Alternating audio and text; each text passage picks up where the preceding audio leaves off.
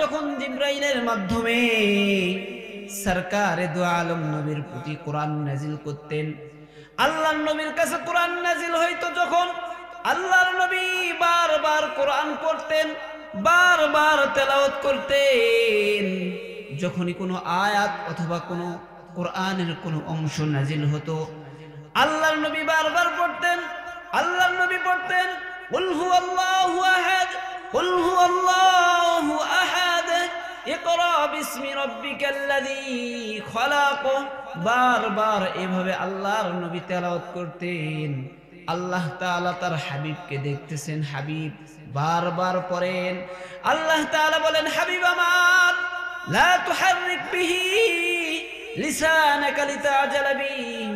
ওগো আমার হাবিব দোস্ত, বারবার এই আয়াত তেলাওয়াত করে বারবার জিহ্বা নড়াচড়া করার দরকার নাই, কারণ এই কোরআন আমি আল্লাহ নাজিল করেছি, এই কোরআন আমি আল্লাহ নাজিল করেছি, এবং এই কোরআন হেফাজত করার দায়িত্ব আমি আল্লাহ।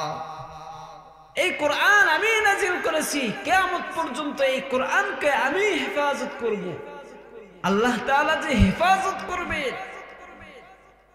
এর দলিল হলো আমরা প্রত্যেক বছরে প্রত্যেক দিনে আমরা দেখতে পাচ্ছি হাজারো হাফেজ কেরাম কোরআনকে সিনায় রেখে প্রত্যেক দিন বাংলাদেশে নয় পুরা বিশ্বের মধ্যে শত শত কোরআনের হাফেজ বের হচ্ছে। কথা বলেন ঠিক কিনা? বের হচ্ছে না? এইভাবে আল্লাহ তাআলা তার কোরআনকে হেফাজত করে।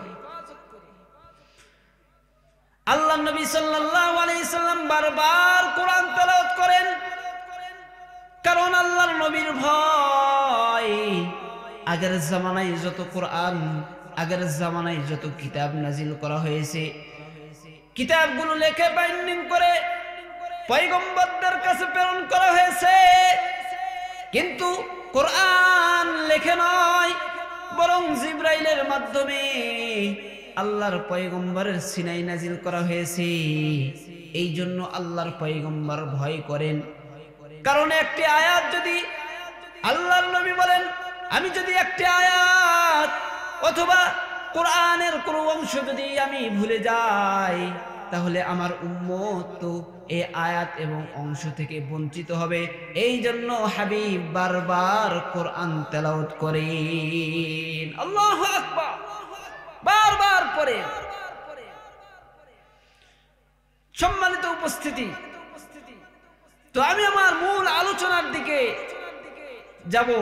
কোরআনুল কারীমের একটি সূরা, সূরা ৩-এর একটি আয়াত আপনাদের সামনে আমি তেলাওয়াত করেছি। এই আয়াতের মধ্যে আল্লাহ তাআলা বলেন যে আমি মানুষদেরকে খুব ভালোবাসি, মানুষদেরকে আল্লাহ তাআলা বড়ই মহব্বত করেন। এই কারণে আল্লাহ তাআলা ওসিলা তালাশ করেন যে কোন ওসিলা এটারে মাফ করা যায়। সুবহানাল্লাহ বলেন। আল্লাহ তাআলা ওসিলা তালাশ করেন, নাজাতের ওসিলা, কোন ওসিলা এটারে নাজাত দেওয়া যায়, কোন ওসিলায় জান্নাত দেওয়া যায়, আল্লাহ তাআলা তালাশ করেন। কিন্তু আমরা যে নাজাতের ওসিলা তালাশ করব, এই উম্মতের জন্য দুর্ভোগ, আমরা এমন ওসিলাও তালাশ করতে নারাজ। আমরা শয়তানকে খুশি করতে রাজি আছি, কিন্তু আল্লাহকে খুশি করতে রাজি না। শয়তান যেন নারাজ না হয়, এই জন্য শয়তানের যত অপকর্ম আছে সব আমার দ্বারা সংগঠিত হয়। কার পিছনে আমরা ছুটতেছি? দুনিয়াতে কেউ কারো নয়, কেউ কারো আপন নয়, কেউ আপনার কাজে আসবে না। এই যে সুবহানাল্লাহ বলেছেন, এগুলো আপনার আপন। আলহামদুলিল্লাহ বলেছেন, আপন। এই যে কোরআনের মজলিস, এটা আপনার জন্য আপন। কিয়ামতের ময়দানে মিজানের পাল্লায় দাঁড়া যাবে, আল্লাহ আপনার বান্দা আমাকে স্মরণ করেছিল, কেন একে জাহান্নামে দিবা, জান্নাতে দিয়ে দাও। এই জন্য কেউ কারো আপন নয়, সবাই পর, বাপ মা সবাই পর, কেউ আপন না। আর মিজানের হাসরের দিনে তো পরিচয়ই দিবে না, বিচারের দিন, আরে এটা আবার কি, পরিচয়ই দিবে না। সেই দিনের হালতটা কি হবে? সেই দিনের হালতটা বড়ই ভয়ানক অবস্থা হবে। কেউ কারো পরিচয় দিবে না। আল্লাহ তাআলা বলতেছেন, আল্লাহ তাআলা যেই দিন বিচার করবেন, মানুষের যেই দিন আল্লাহ তাআলা বিচার করবেন, এই মিয়া তুমি তোমার হায়াতটাকে কোন কাজে ব্যয় করেছো? যেই দিন আল্লাহ তাআলা আপনার আমার হায়াতের বিচার করবেন, সেই দিন আল্লাহ তাআলা কোনো দয়ার সুরত নিয়ে বিচার করবেন না। আল্লাহ তাআলা ওই দিন কহার সুরত ধারণ করবেন। যেই পয়গম্বর আল্লাহর সঙ্গে এত কথোপকথন করলেন, পয়গম্বর মুসা আলাইহিস সালাম আল্লাহর সঙ্গে এত কথা বললেন, আল্লাহ তাআলা একটা বললে পয়গম্বর মুসা বাড়ায়া দুইটা বলতেন, সেই পয়গম্বর মুসা থরথর করে কাঁপবেন। ওই দিনের হালতটা কেমন হবে? কেউ কারো পরিচয় দিবে না। সন্তান পিতাকে অস্বীকার করবে, পিতা তার সন্তানকে অস্বীকার করবে, মা তার সন্তানকে অস্বীকার করবে। ইয়াউমা ইয়াফিরুল মারউ মিন আখিহি ওয়া উম্মিহি ওয়া আবিহি ওয়া সাহিবাতিহি ওয়া বানিহি। ইয়াউমা ইয়াফিরুল মারউ মিন আখিহি, ওই দিন ভাই তার ভাই থেকে পলায়ন করবে, পরিচয় দিবে না। ওয়া উম্মিহি ওয়া আবিহি, বাপ তার সন্তান থেকে পলায়ন করবে, পরিচয় দিবে না। না না, আমার দুনিয়াতে কোনো সন্তান ছিল না। বন্ধু তার বন্ধু থেকে পলায়ন করবে, না না, দুনিয়াতে আমার কোনো বন্ধু ছিল না।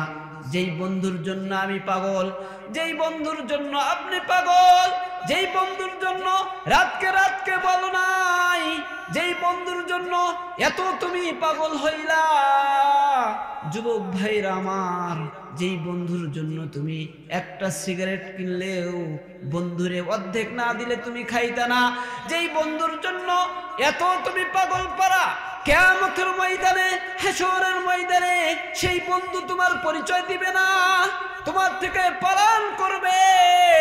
মা পরিচয় দিবে না, বাবা পরিচয় দিবে না।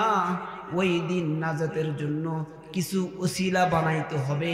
হয়তো এমন একটি জমিন, এমন একটি মজলিসের ওসিলা বানাইতে হবে, যা ওই দিন দাঁড়ায়া আপনার আমার জন্য নাজাতের জরিয়া হয়ে যাইবে। এমন একটি জমিনের সাক্ষী লাগবে। এই জমিন দাঁড়ায় যাবে আল্লাহ যে আমার উপর দাঁড়ায়া বসিয়া কোরআন শুনলো, তাকে কেন জাহান্নামে দিবা, জান্নাতে দিয়ে দাও। তো এমন একটা ওসিলা তো বানাইতে হবে। দুনিয়াতেই তো একটু 19-20 হলে সন্তান তার বাবাকে অস্বীকার করে ফেলে, মা তার সন্তানকে অস্বীকার করে ফেলে। সামান্য একটু লজ্জা থেকে বাঁচার জন্য ম্যাজিস্ট্রেট সন্তান মানুষের সামনে পিতাকে পিতা বলতে অস্বীকার করে। কথা বলেন ঠিক কিনা? কথা বলেন ঠিক কিনা? ম্যাজিস্ট্রেট সন্তান তার কৃষক বাবাকে মানুষের সামনে বাবা বলতে লজ্জা করে। এটা দুনিয়ার হাল। তাহলে সেই দিনের হালতটা কি হবে? খলিফাতুল মুসলিমিন হযরত ওমর ফারুক রাদিয়াল্লাহু তাআলা আনহু শাসনামলের কথা। রওজায়ে আতহার, এই রওজায়ে আতহারের পাশে এক মা আর সন্তানের মধ্যে, এক মা আর বাচ্চার মধ্যে ঝগড়া লেগেছে। মা ডাক দিয়ে বলতেছে, মদিনার লোকেরা, মা তার সন্তানকে অস্বীকার করতেছে। সন্তান বলতেছে, ও মদিনার লোকেরা, এটা আমার মা, আমাকে আমার মায়ের সঙ্গে তোমরা দিয়ে দাও। মা তার সন্তানকে অস্বীকার করে বলতেছে, ও মদিনার লোকেরা, আমার বিয়ে হয় নাই, আমি সন্তান কোথা থেকে পাবো? আমার তো বিয়ে হয় নাই, দয়া করে তোমরা এই সন্তানকে আমার কাছ থেকে দূরে নিয়ে যাও। অস্বীকার করে ফেলতেছে। ঝগড়া লেগেছে, বিচার নিয়ে যাওয়া হয়েছে। ওই জামানার বিচারক হযরত আলী রাদিয়াল্লাহু তাআলা আনহু। বিচারক তো বড় দামি বিচারক। কেমন দামি?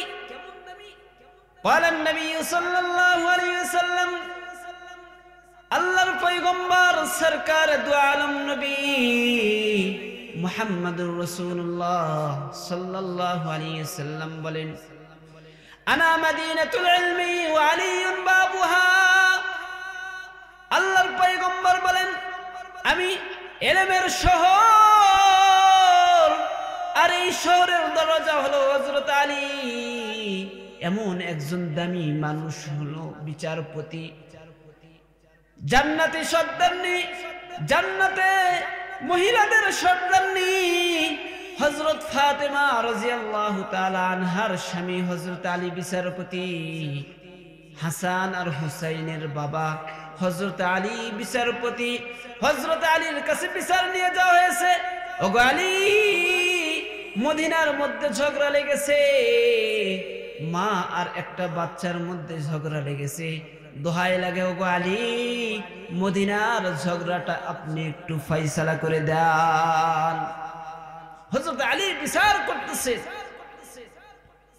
মহিলা কি হয়েছে, কি হয়েছে, নিবে না তোমার ছেলেকে? মহিলা বলতেছে, ওগো আলী, আল্লাহর কসম, দুনিয়াতে আমার বিয়ে হয় নাই, বোধহয় এই বাচ্চাটা আমাকে কাছে এসে মা ডাকতেছে, আমার কাছে কিছু সম্পদ দেখেছে, এই সম্পদগুলো নেওয়ার জন্য মনে হয় এই সন্তানটা আমাকে মা ডাকতেছে। ওগো আলী, এই সন্তানটা আমার থেকে দূরে নিয়ে যা, দূরে নিয়ে যা। বাচ্চাকে বলতেছে, বাচ্চা, এটাকে তোমার মা? বলে, ওগো আলী, এটা আমার মা, আমি দূর দূরান্ত থেকে মায়ের সঙ্গে এসেছি। ওগো আলী, আমাকে আমার মার সঙ্গে দিয়ে দেন। বলেন, গো আলী, আমাকে যদি আমার মার সঙ্গে না দেন, কে আমাকে খাবার খাওয়াবে, কে আমাকে গোসল দিয়ে দিবে? ওগো আলী, আমার মা ছাড়া আর কেউ নাই, আমাকে আমার মার সঙ্গে দিয়ে দেন। মহিলা, নিবে না তোমার ছেলে? আল্লাহর কসম, আমার বিয়ে হয় নাই। হযরত আলী এবার বিচার করতেছেন, এই সন্তান মদিনার সমস্ত মানুষের সামনে আমি তোমার মাথায় হাত রেখে বললাম, এই মহিলা যদিও তোমাকে অস্বীকার করতেছে, আজ থেকে আমি আলী তোমাকে আমি আমার সন্তান বানায় নিলাম, তোমাকে আমি আলী আমার সন্তান বানায় নিলাম।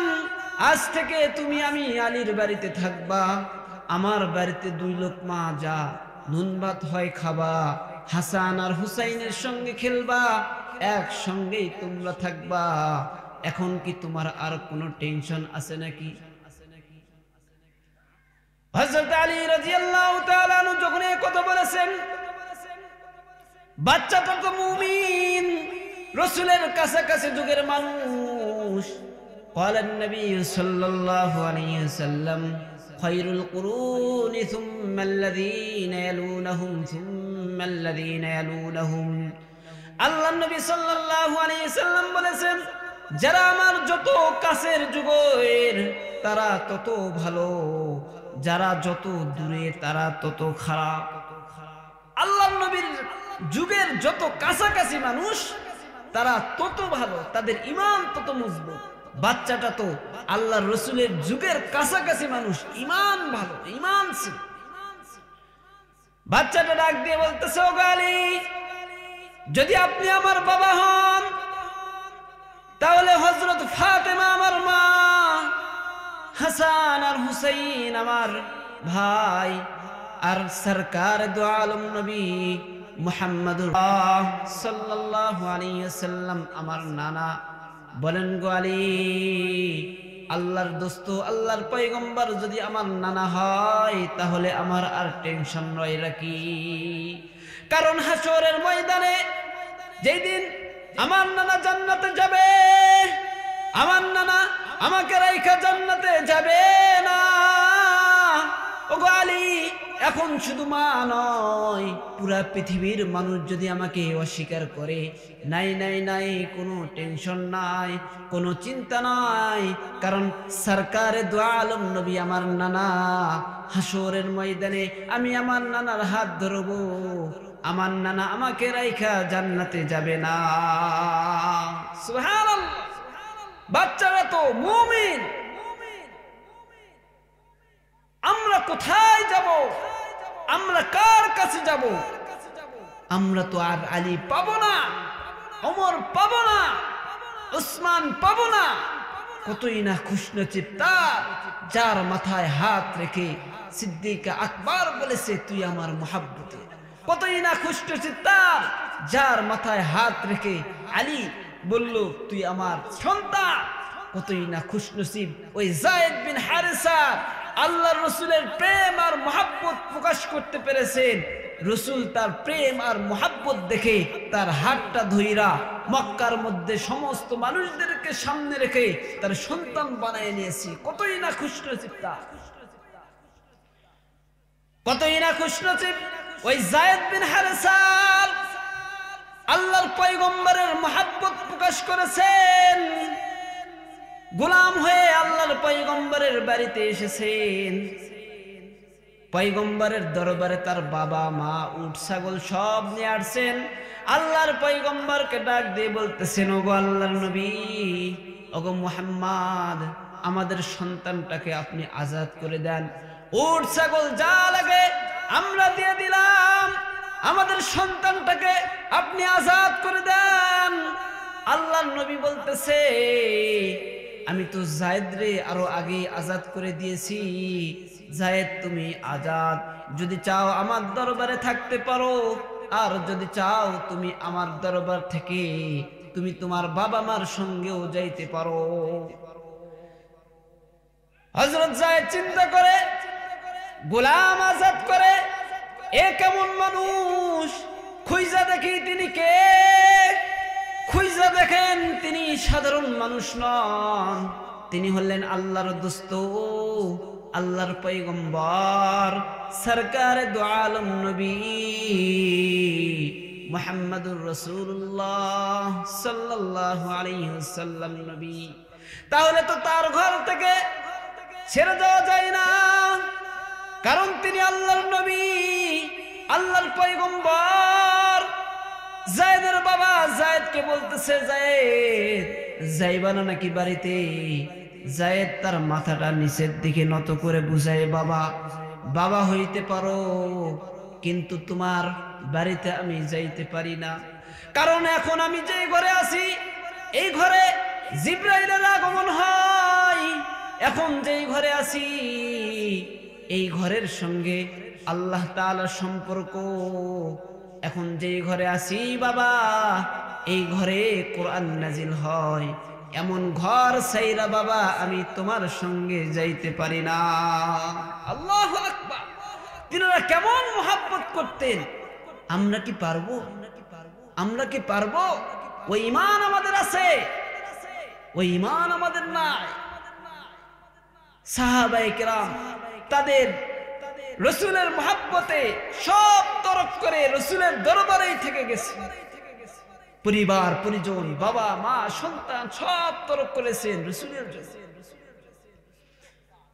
আল্লাহ নবী সাল্লাল্লাহু আলাইহি সাল্লাম যায়েদের এই মুহাব্বত দেখে যায়েদের হাতটা ধইরা মক্কার মধ্যে নিয়ে গেছেন।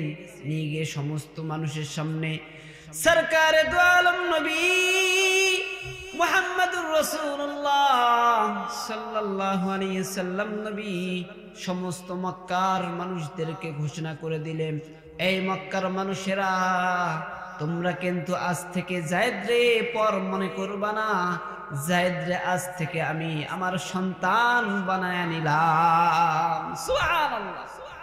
আর জোরে বলেন সুবহানাল্লাহ।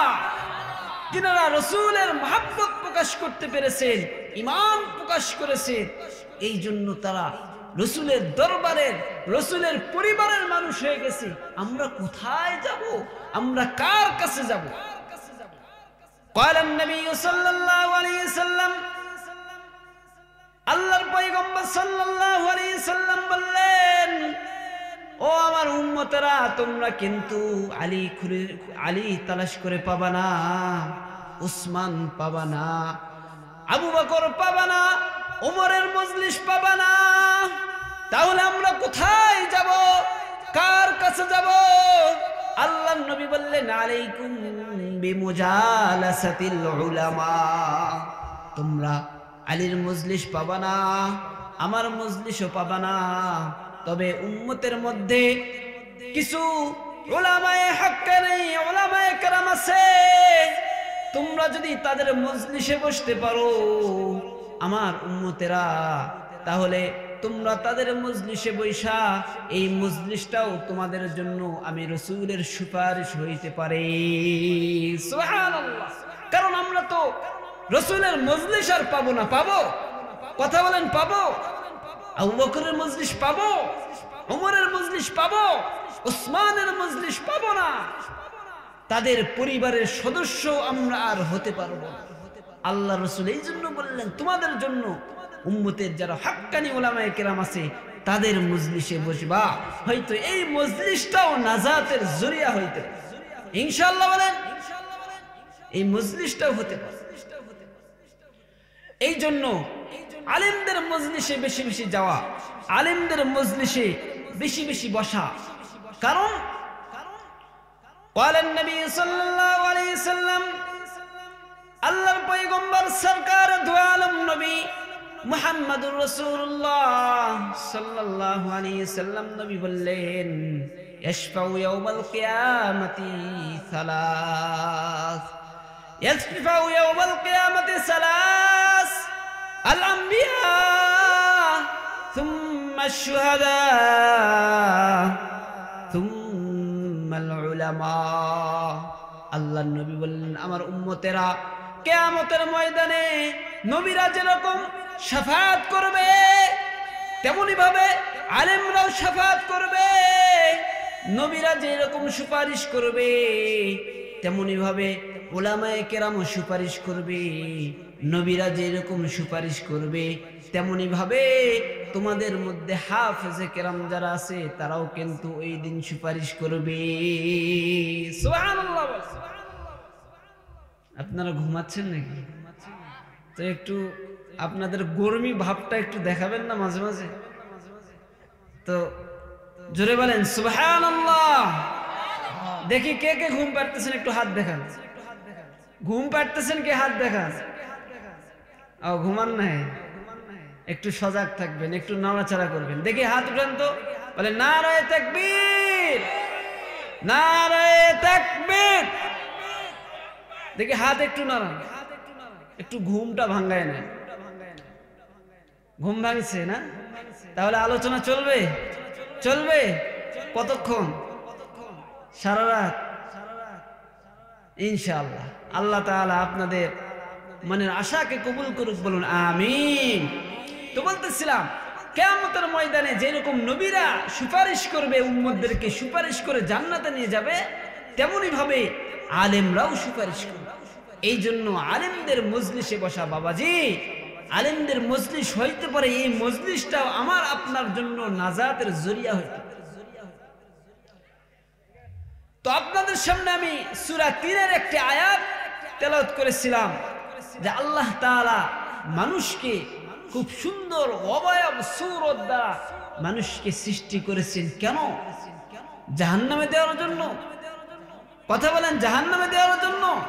জাহান্নামে দেওয়ার জন্য নয়। মানুষকে সৃষ্টি করেছেন, সুন্দর করে সৃষ্টি করলেন জান্নাতে দেওয়ার জন্য। সুবহানাল্লাহ বলে। জান্নাতে দেওয়ার জন্য সৃষ্টি করেছেন, জাহান্নামের জন্য নয়। আল্লাহ তাআলা মানুষকে মুহাব্বত করেন, মুহাব্বত করেন এই জন্যই তো ওসিলা তালাশ করেন যে কোন ওসিলায় মাফ করা যায়। আল্লাহ তাআলা মানুষকে এত মুহাব্বত করেন, কিয়ামতের ময়দানে ওসিলা তালাশ করবেন। কেমন মুহাব্বত করেন? ওই যে সূরা হযরত নূহ আলাইহিস সালাম আল্লাহ তাআলার কাছে বদ্ধ করেছিলেন উম্মতের জন্য, হালাকের জন্য। ওখানে মুফাসসিরিনে কিরাম এই ঘটনা উল্লেখ করে বলেন আল্লাহ তাআলা মানুষকে কত মহব্বত করেন দেখে। পয়গম্বর নূহ আলাইহিস সালাম আল্লাহর জবরদস্তি একজন পয়গম্বর। পয়গম্বর নূহ আলাইহিস সালাম দীর্ঘ 950 বছর দ্বীনের দাওয়াত দিলেন। মানুষ কালিমা পড়ে না, ঈমান আনে না, আল্লাহর হুকুম মানে না।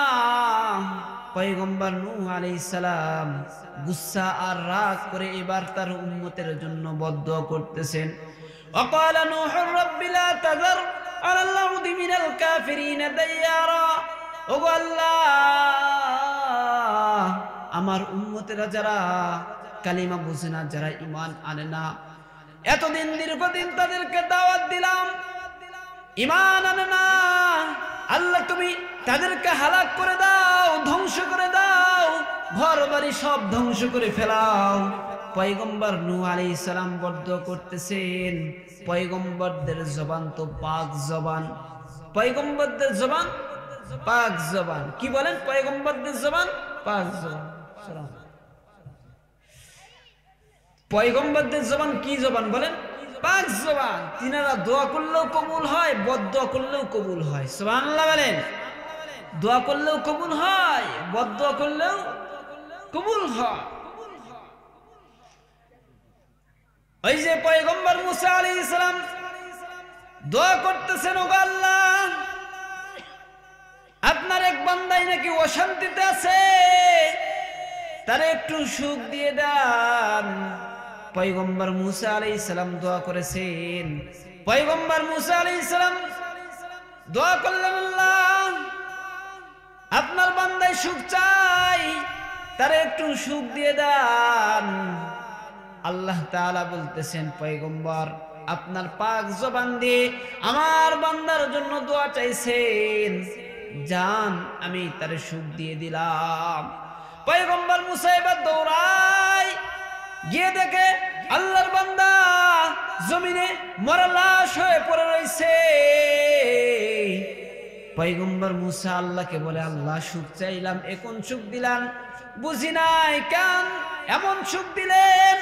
আল্লাহ ডাক দিয়ে বলে, মুসা রে, তুমি তোমার পাক জবান দিয়ে আমার বান্দার জন্য দোয়া চাইছো, তাই দুনিয়ার কোনো ক্ষণস্থায়ী সুখ দিয়ে আমি তোমার দোয়াটাকে ছোট করতে চাই না রে মুসা। এই জন্য মৃত্যুটা তাকে চিরসুখী জান্নাতের একটা সার্টিফিকেট হিসাবে মৃত্যু নামক দরজা দিয়ে আমি তোমার দোয়ার বরকতে ওই বান্দাকে চিরসুখী জান্নাতের মেহমান বানায় দিয়েছি। সুবহানাল্লাহ, চিরসুখী জান্নাতের তো বাসিন্দা বানায় দিয়েছি। নবীদের জবান পাক জবান। পয়গম্বর নূহ আলাইহিস সালাম দোয়া করতেছেন, আল্লাহ কাফেরদের ঘর বাইরে রাখো না, ধ্বংস করে ফেলাও। আল্লাহ তাআলা বললেন, মুসা রে, আল্লাহ তাআলা বললেন, নূহ রে, যাও যাও, প্লাবন দিয়ে দিলাম, নৌকা বানাও, প্লাবন দিয়ে দিলাম। প্লাবনে সমস্ত বেঈমান কাফেরদেরকে আল্লাহ তাআলা ধ্বংস করে দিলেন। আল্লাহ তাআলা বলতেছেন, নূহ রে, তোমার দোয়ার কারণে সমস্ত বেঈমানদেরকে আমি ধ্বংস করে দিলাম। এইবার শুধু ঈমানদাররা যাও যাও, এবার আমল করো। কিছুদিন পর আল্লাহ তাআলা নূহ রে ডাক দিয়ে বলে, নূহ রে, আমার নির্দেশ, তুমি তোমার নিজের হাত দ্বারা কিছু হাড়ি পাতিল আর ডেকচি বানাও। পয়গম্বর নূহ আলাইহিস সালাম বললেন, আল্লাহ কতগুলো বানাইবো, কতগুলো? আল্লাহ বলতেছেন, বানাইতে থাকো, বানাইতে থাকো। পয়গম্বর বানাইতে রইলেন। আল্লাহ তাআলা কিছুদিন পর আবার পয়গম্বর নূহকে বলতেছেন, নূহ রে, আমার নির্দেশ, তুমি তোমার যে হাত দ্বারা হাড়ি পাতিল আর ডেকচি বানাইছো, এগুলো নিজের হাতের লাঠি দ্বারা সবগুলো বাইরে ভাঙে ফেলাও। পয়গম্বর নূহ আলাইহিস সালাম নিজের হাতে লাঠি দ্বারা সব বাইরে ভাঙে তছনছ করে ফেললেন। কিছুদিন পর আল্লাহ তাআলা পয়গম্বর নূহ আলাইহিস সালাম সব ভেঙে এবার মন খারাপ করে বসে রইছেন। আল্লাহ তাআলা বলতেছেন, নূহ রে, মন খারাপ বসে রইছেন, মন খারাপ। জি মওলা পাক জি, নিজের হাতে বানাইলাম, বর্ষার পানিতে যেন ভিজে না যায় এই জন্য ঢাইকা রাখলাম। কত যতন করে বানাইলাম, কেনই বা বানাইতে বললেন, কেনই বা ধ্বংস করতে বললেন বুঝি নাই। আল্লাহ তাআলা ডাক দিয়ে বলেন, নূহ রে, তুমি যে বানাইলে, তুমি কি এর মধ্যে রূহ দিছিলে নাকি? না মাওলা পাক, না, রূহ দেই নাই। তুমি কি হাত পা দিয়েছিলে নাকি দৌড়াবার? না মাওলা পাক, না দেই নাই। জবান দিয়েছিলে নাকি কথা বলার? না মাওলা পাক, দেই নাই। রূহ দেও নাই। তুমি যখন বাইরে ভাঙ্গো, কেউ কি কেঁদেছে? কেউ কি দৌড়ায় পালন করেছে? না মাওলা পাক, না, কেউ দৌড়াই নাই, কেউ কাঁদে নাই। আল্লাহ তাআলা বলেন, নূহ রে, হাত পা দাও নাই, কেউ কাঁদে নাই, কেউ রুনাজারি করে নাই। এমন জিনিস নিজের হাতে বানানোর পর যদি নিজেই ভাঙ্গার কারণে যদি তোমার মন খারাপ হয়, তাহলে আমি আমার বান্দাদেরকে কত সুন্দর করে বানাইছি।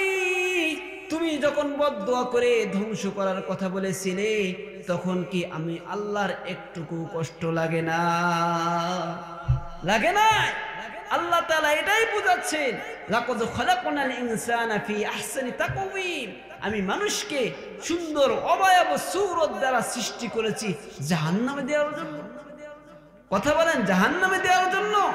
জাহান্নামে দেওয়ার জন্য নয়, জান্নাতে দেওয়ার জন্য। তো আমরা জান্নাতে যাব কিভাবে? আল্লাহর হুকুম না পালন না করে?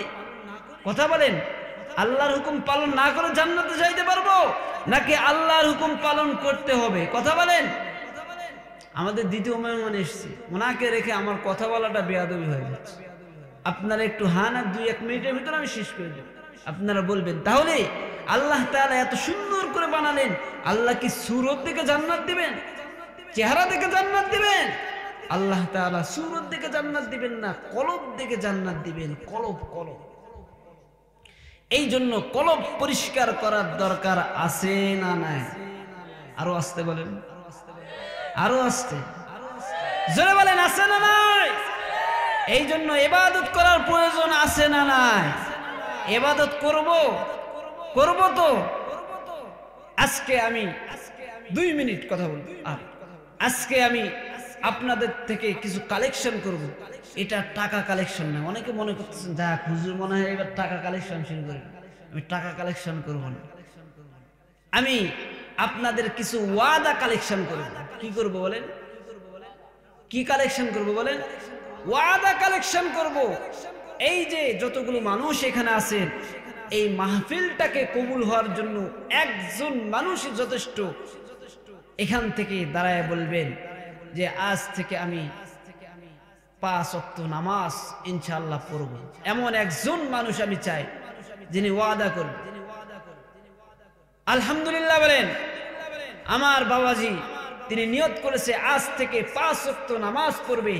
আল্লাহ তাআলা তিনাকে 5 ওয়াক্ত নামাজ বা জামাত আদায় করার তৌফিক দান করুন। সকলে বলুন আমিন। হয় নাই? ওনাকে উৎসাহ দিবেন না আপনারা? আপনারা না হয় না পড়লেন, কিন্তু ওনাকে উৎসাহ দিবেন না? জোরে বলেন আমিন। আরো জোরে বলেন আমিন। এটা তো মুরব্বীদের মধ্যে একজনকে পাইছি, এবার একজন যুবককে চাই আমি। যুবককে চাই যে বলবে যে আমি 5 ওয়াক্ত নামাজ পড়ব, টাকা চাইনি, সম্পদ চাইনি। একজনকে চাই, একজনকে শুধু নিয়ত করেন, বাকি ব্যবস্থা আল্লাহ তাআলা করে দেন। নিয়ত করেন ইনশাআল্লাহ। আলহামদুলিল্লাহ আমার যুবক ভাইকে আমি পেয়েছি। যুবক ভাই নিয়ত করেছে আজ থেকে 5 ওয়াক্ত নামাজ ইনশাআল্লাহ জামাতের সঙ্গে পড়বে। ভাইয়ের নাম কি? জি, মোহাম্মদ আবু হানিফ।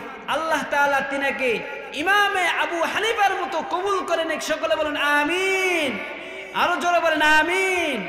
আল্লাহ তাআলা তিনাকে মৃত্যু পর্যন্ত ইবাদতের সঙ্গে ইবাদত করে শেষ নিঃশ্বাস ত্যাগ করার তৌফিক দান করুন। সকলে বলুন আমিন।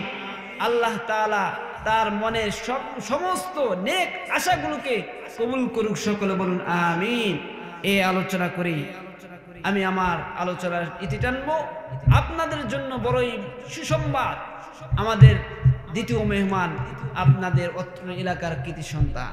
আর আপনাদের আজকের মাহফিলের প্রধান মেহমান, ওনার কথা এখানে মাহফিলে বসে আপনারা শুনবেন আর মনে করবেন হয়তো বাংলার আজহারি এখানে বয়ান করতেছে। আলহামদুলিল্লাহ, ভাইয়ের বয়ান এই এলাকাবাসী হয়তো শুনেনি।